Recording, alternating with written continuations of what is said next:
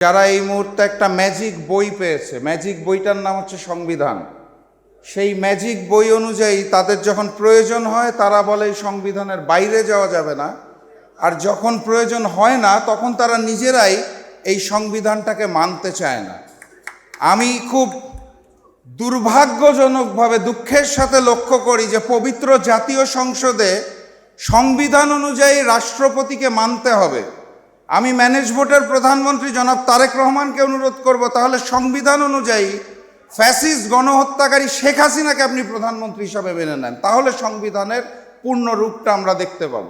ওই একইভাবে জনাব তারেক রহমান যেখানে বসেন সরকারি কার্যালয়গুলোর পিছনে সংবিধান অনুযায়ী শেখ মুজিবুর রহমানের ছবি রাখা এখনও বাধ্যতামূলক, আপনারা সেটা করবেন না। অর্থাৎ যেটা বলতে চাইছি সেটা হচ্ছে সংবিধান নামক ম্যাজিক বই প্রয়োজনে ব্যবহার করব, প্রয়োজন ছাড়া করব না।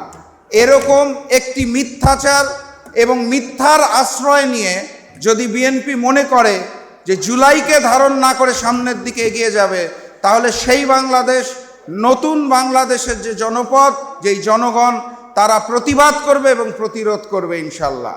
আমি সবার কাছে ভবিষ্যৎ বাংলাদেশের জন্য দোয়া চেয়ে আজকের মতো বিদায় নিচ্ছি। বিজয়ের পথে যাত্রা শুরু, জীবন অথবা মৃত্যু। আসসালামু আলাইকুম। উপস্থিত জাতীয় নেতৃবৃন্দ, সাংবাদিক ভাইয়েরা, আসসালামু আলাইকুম। ইফতার মাহফিল বক্তব্য আসলে দিব না, সবার কাছে দোয়া চাই।